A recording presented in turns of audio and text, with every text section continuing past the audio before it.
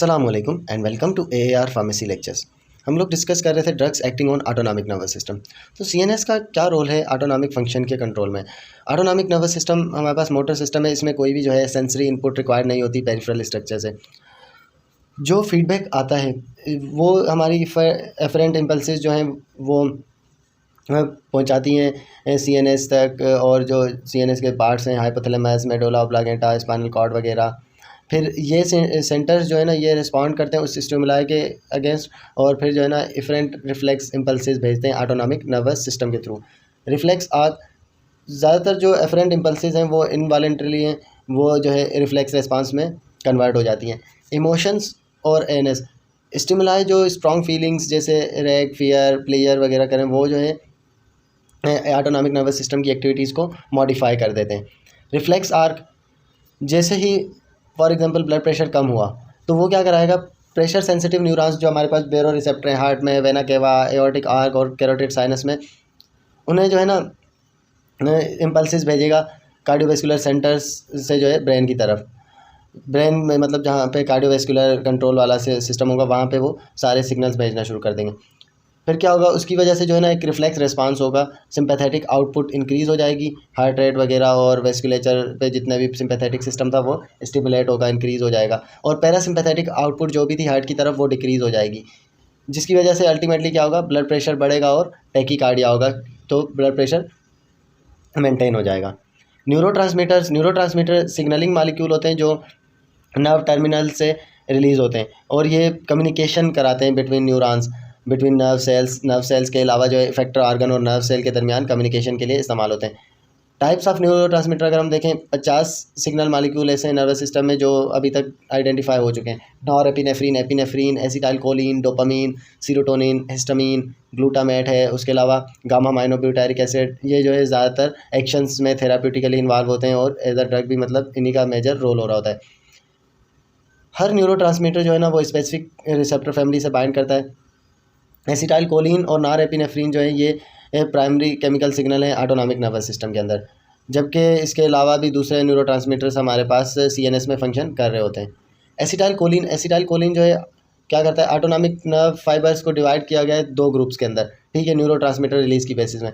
अगर ट्रांसमिशन जो है वो एसिटाइलकोलिन के थ्रू हो रही है तो न्यूरॉन को हम कहते हैं कोलिनर्जिक। एसिटाइलकोलिन क्या करेगा, ट्रांसमिशन करेगा नर्व इम्पल्सिस की, उसके बाद जो है ऑटोनॉमिक गैंग्लिया में क्या होगा, सिंपैथेटिक और पैरासिम्पैथेटिक नर्व्स तक सिग्नल्स चले जाएंगे। ये ऐसा न्यूरोट्रांसमीटर है जो एड्रिनल मेडुला पे होता है, और ट्रांसमिशन जब भी होगी ऑटोनॉमिक पोस्ट गैंग्लियानिक नर्व से इफेक्टर ऑर्गन की तरफ पैरासिम्पैथेटिक सिस्टम में, और उसके अलावा जो है कुछ सिंपैथेटिक सिस्टम्स में भी एसिटाइलकोलिन इन्वॉल्व होता है, जहाँ पे एसिटाइलकोलिन का रिलीज़ की वजह से सिग्नल्स ट्रांसडक्शन हो रही होती है। सोमैटिक नर्वस सिस्टम में भी जो है ट्रांसमिशन हो रही होती है। न्यूरोमस्कुलर जंक्शन जो जंक्शन बिटवीन होता है नर्व फाइबर्स और वॉलेंट्री मसल, उनमें कॉलिनर्जिक एक्टिविटी इसी जो है न्यूरोट्रांसमीटर के थ्रू हो रही होती है। अब ये इसके डिफरेंट टाइप्स, नॉरएपिनेफ्रिन और एपिनेफ्रिन। जब भी नॉरएपिनेफ्रिन और एपिनेफ्रिन न्यूरोट्रांसमीटर के थ्रू ट्रांसमिशन होगी तो उस फाइबर को हम कहेंगे या उस नर्व्स को हम कहेंगे एड्रीनर्जिक। सिंपैथेटिक सिस्टम में जो है नॉरएपिनेफ्रिन मीडिएट करता है ट्रांसमिशन नर्व इम्पल्सिस की ऑटोनॉमिक पोस्ट गैंग्लियन नर्व्स से इफेक्टर ऑर्गन तक। और कुछ सिंपैथेटिक फाइबर्स ऐसे भी हैं जिनमें हमारे पास कोलिनर्जिक सिस्टम इन्वॉल्व होता है, मतलब उनमें एसिटाइलकोलिन वाला सिस्टम इन्वॉल्व होता है। एग्जांपल हमारे पास स्वेटिंग वाला जो सिस्टम है उसमें हमारे पास कोलिनर्जिक सिस्टम इन्वॉल्व होता है। सिंथेसिस, स्टोरेज और रिलीज़, उसके अलावा receptor interaction, termination of action जो भी है न्यूरोट्रांसमीटर की, ये सब की सब जो है कंट्रीब्यूट करते हैं autonomic drugs. Type of neuro transmission, cholinergic transmission और एड्रीनर्जिक ट्रांसमिशन, उसके अलावा को ट्रांसमीटर्स। कोलिनर्जिक ट्रांसमिशन में क्या होगा, एसिटाइलकोलिन प्राइमरी ट्रांसमीटर है, सबकी सब जो ऑटोनॉमिक गैंग्लिया है, उसके अलावा साइनेप्स जो होता है बिटवीन पैरासिम्पैथेटिक पोस्ट गैंग्लियानिक न्यूरॉन्स और उनके इफेक्टर ऑर्गन। उसके अलावा ये जो है प्राइमरी ट्रांसमीटर है सोमैटिक, जो वॉलेंटरी हमारे पास स्केलेटल मसल न्यूरोमस्कुलर जंक्शन होता है उनमें भी। सिंथेसिस और स्टोरेज एसिटाइलकोलिन की, एसिटाइलकोलिन जो है वो सिंथेसाइज होता है नर्व टर्मिनल्स के अंदर, कैसे, एसिटाइल CoA प्लस कोलिन के कॉम्बिनेशन से। एंजाइम जो इन्वॉल्व होता है वो होता है acetyl transferase, choline acetyl transferase ऐसा एंजाइम है जो एसिटाइल CoA और कोलिन को मिलवाता है, तो उनकी वजह से एसिटाइल कोलिन सिंथेसाइज होता है। एसिटाइल कोलिन जो है वो फिर एक्टिवली ट्रांसपोर्ट हो जाता है वेसिकल्स के अंदर, वेसिकल ट्रांसपोर्टर जिसे VAT कहते हैं हम, उसके थ्रू। फिर जो है वो ट्रांसपोर्ट होने के बाद क्या इनहिबिट भी हो सकता है। एक हमारे पास अभी रिसर्च ड्रग आ रही है हेमीकोलोनियम, वो जो है इस ट्रांसपोर्टर को इनहिबिट कर देती है। जब ये ट्रांसपोर्टर इनहिबिट हो जाएगा तो एसिटाइलकोलिन की स्टोरेज नहीं होगी और वो डिग्रेड होना स्टार्ट हो जाएगा। सेकेंड है हमारे पास रिलीज ऑफ एसिटाइलकोलिन। जब भी एक्शन पोटेंशियल आएगा नर्व एंडिंग की तरफ से तो voltage sensitive calcium channels open होते हैं। वोल्टेज गेटेड कैल्शियम चैनल्स जैसे ही ओपन होंगे तो जाहिर सी बात है इंट्रासेलुलर कैल्शियम का इन्फ्लक्स बढ़ जाएगा। इंट्रासेलुलर कैल्शियम बढ़ेगा तो अल्टीमेटली क्या होगा कि वो जो साइनेप्टिक वेसल्स मौजूद थी सेल मेम्ब्रेन तक उनको लेकर चला जाएगा। जब वो सेल मेम्ब्रेन के पास पहुंचेंगी तो वो जाके वहाँ से न्यूरोट्रांसमीटर्स को साइनेप्टिक स्पेस में रिलीज़ करेंगी और इस रिलीज़ को हमारे पास बोटुलिनम टॉक्सिन्स ब्लॉक कर सकते हैं। Third, binding two receptor. जैसे ही एसिटाइलकोलिन रिलीज़ हुआ साइनेप्टिकल वेसिकल से तो वो जो है डिफ्यूज़ हो जाएगा साइनेप्टिक स्पेस में से और वहाँ जाके बाइंड होगा पोस्ट साइनेप्टिक रिसेप्टर्स पे टारगेट सेल के। जो भी हमारे पास वहाँ पे टारगेट सेल होगा पोस्ट साइनेप्टिक रिसेप्टर के बाद उससे जाके वो बाइंड होगा। प्री साइनेप्टिक रिसेप्टर जो है मेम्ब्रेन के वहाँ पे भी जो है ना कुछ क्वांटिटी जाके बाइंड होगी। मतलब प्री सिनेप्टिक रिसेप्टर जो मेम्ब्रेन के अंदर मौजूद है ताकि जो है न्यूरॉन का फर्दर जो है वो न्यूरॉन उनका रिलीज़ रोक सके फर्दर एसिटाइलकोलिन का, क्योंकि वो वापस सिग्नल बैक भी भेजते हैं। इसके अलावा जो है प्री सिनेप्टिक रिसेप्टर के अलावा पोस्ट साइनेप्टिक कोलिनर्जिक रिसेप्टर जो इफेक्टर ऑर्गन के सरफेस पे मौजूद है उनकी दो क्लासेस हैं, मस्करेनिक और निकोटिनिक। तो बाइंडिंग जो होगी रिसेप्टर की वो बायोलॉजिकल रिस्पांस शो करेगा सेल के अंदर।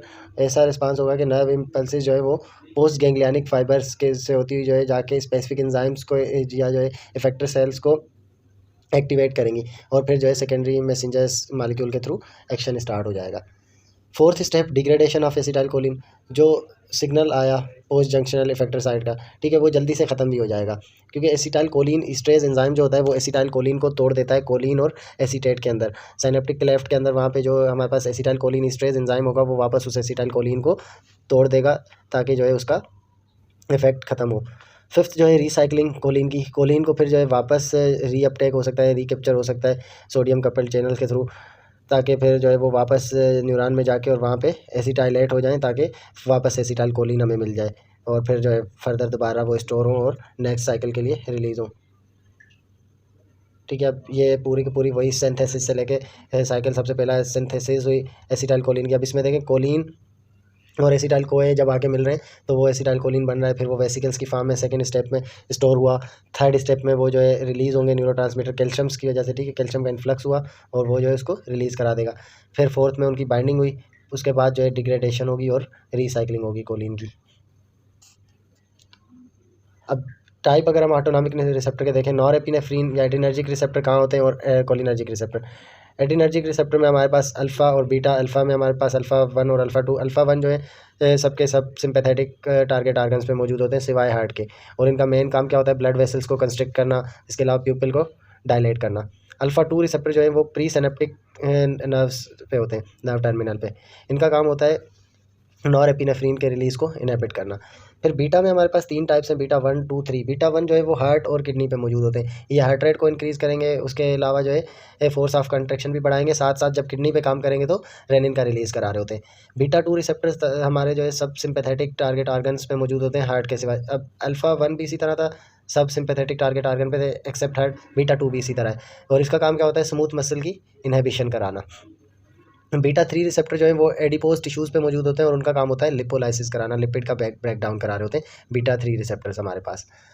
एसिटाइलकोलिन के रिसेप्टर, कोलिनर्जिक जो रिसेप्टर हैं वो 2 तरह के होते हैं, निकोटिनिक और मस्करेनिक। निकोटिनिक जो है वो पोस्ट गैंग्लियनिक न्यूरॉन्स पे मौजूद होते हैं और उनका काम होता है स्मूथ मसल की स्टिमुलेशन कराना और जो है ग्लैंड से सिक्रीशंस कराना। जबकि मस्करेनिक जो रिसेप्टर होते हैं वो हार्ट में भी मौजूद होते हैं और पैरासिम्पैथेटिक टारगेट पर भी मौजूद होते हैं ऑर्गन जो भी हमारे पास हैं हार्ट के अलावा।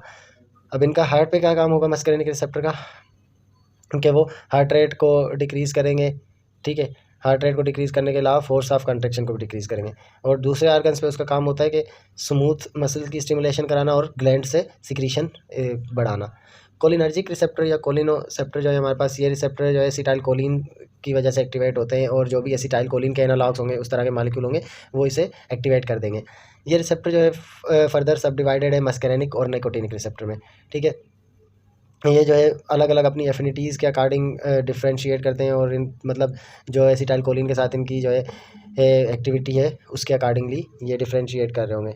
अब कोलिनर्जिक रिसेप्टर की टाइप्स हम ऑलरेडी डिस्कस करके आएंगे। मस्करेनिक रिसेप्टर भी हैं और हमारे पास निकोटिनिक भी है। उनकी जो है अब एफिनिटी अलग है मस्करेनिक रिसेप्टर की और निकोटिनिक रिसेप्टर्स की। कोलिनर्जिक रिसेप्टर में अब पहला मस्करेनिक रिसेप्टर जो है ये जी प्रोटीन कपल्ड रिसेप्टर होते हैं। इसकी 5 फर्दर सब टाइप्स हैं हमारे पास, M1 से लेके M5 तक है।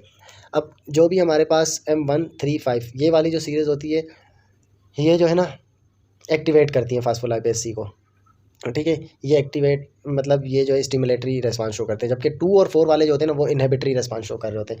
ये जाके फास्फोलाइपेज सी को एक्टिवेट करेगा, फर्दर जो है कैल्शियम आयन का जो है इंक्रीज़ हो जाएगी लेवल्स सेल के अंदर और एक्शन स्टार्ट हो जाएगा। इसी तरह M2 और 4 वाले जो थे वो इनहिबिट करते हैं एडिनालाइल साइक्लेज को। जब भी एडिनालाइल साइक्लेज इनहिबिट होगा और साथ साथ जो है क्या कराएंगे ये पोटेशियम आयन चैनल्स को एक्टिवेट करेंगे। एडिनालाइल साइक्लेज जब इनहिबिट होता है ना तो अल्टीमेटली साइक्लिक एमपी की भी कंसंट्रेशन कम हो जाती है, क्योंकि जो है हमारे पास एटीपी साइक्लिक एमपी में कन्वर्ट नहीं हो रहा होता। और साथ साथ जो है मेम्ब्रेन की हाइपर पोलराइजेशन भी करा देंगे क्योंकि पोटेशियम आयन चैनल्स को एक्टिवेट कर रहे हैं। मस्करेनिक रिसेप्टर एक्टिवेट होते हैं एसिटाइलकोलिन और ब्लॉक कौन करता है इनको, एट्रोपिन। एट्रोपिन मतलब जब भी मस्करेनिक रिसेप्टर पे एक्ट करेगा तो वो इसको ब्लॉक कर देगा। निकोटिनिक रिसेप्टर जो है एसिटाइलकोलिन की बाइंडिंग के अलावा ये जो है निकोटीन को भी रिकॉग्नाइज करते हैं। निकोटिनिक रिसेप्टर 5 सब यूनिट्स के बने हुए थे, ठीक है। उसमें फिर फर्दर पार्ट आ जाते हैं हमारे पास अल्फ़ा बीटा मुख्तलिफ जो है पार्ट। जैसे ही उनसे बाइंडिंग होगी तो ये जो है डायरेक्टली अटैच होता है लाइगेंड गेटेड आयन चैनल्स पे, मतलब उनके थ्रू ही अपना एक्शन दिखा रहा होता है। जैसे ही एसिटाइलकोलिन मालिक्यूल आके इनके साथ बाइंड होते हैं दो, तो ये जो है कन्फर्मेशनल चेंजेस करता है। चेंजेस की वजह से जो है सोडियम की एंट्री स्टार्ट हो जाती है लाइगेंड गेटेड आयन चैनल्स के थ्रू, ठीक है। फिर अल्टीमेटली जो है डिपोलराइजेशन हो जाती है इफेक्टर सेल की और इसका जो है एक्शन हो जाता है यहाँ पे। इसके अलावा निकोटीन लो कंसंट्रेशन पे जो है ना इन रिसेप्टर को स्टिमुलेट करती है, जबकि हाई कंसंट्रेशन पे अगर निकोटीन दी जाए तो वो निकोटिनिक रिसेप्टर्स को जाके ब्लॉक कर देती है। निकोटिनिक रिसेप्टर जो है वो सीएनएस में मौजूद होते हैं, एड्रिनल मेडुला, ऑटोनॉमिक गैंग्लिया और न्यूरोमस्कुलर जंक्शंस वगैरह जो भी हैं स्केलेटल मसल्स के अंदर वहाँ मौजूद होते हैं। रिसेप्टर के फंक्शन हमने ऑलरेडी डिस्कस किए थे, फिर से बता देते हैं कि 2 मेन हमारे पास रिसेप्टर फंक्शन होते हैं, रिकग्निशन और ट्रांसडक्शन। रिकग्निशन का मकसद क्या है कि वो स्पेसिफिक लाइगेंड मॉलिक्यूल को रिकग्नाइज करेगा, लाइगेंड बाइंडिंग डोमेन जिसे कहते हैं, और दूसरा जो है ट्रांसडक्शन मतलब सिग्नल को आगे ट्रांसड्यूस कराएगा, रिस्पॉन्स को आगे भेजेगा, इफेक्टर डोमेन जो हमारे पास होती है, ठीक है। अब ये फर्दर जो हमारे पास सब टाइप्स थी M1, M2, M3, M4, M5 उनकी लोकेशंस कहाँ पर है और उनका जो है मैकेनिज्म किसके थ्रू वो काम करते हैं। इसी तरह जो निकोटिनिक रिसेप्टर है उसमें भी फर्दर 2 टाइप है, मसल टाइप और न्यूरोनल टाइप NM और NN। वो किस तरह से जो है काम करते हैं और कहाँ पे मौजूद होते हैं, ये पूरा सब उनकी जो है लोकेशन से रिलेटेड है। बहुत शुक्रिया वीडियो लेक्चर को देखने का। इंशाल्लाह नेक्स्ट वीडियो में हम कोलिनर्जिक ड्रग्स स्टार्ट करेंगे।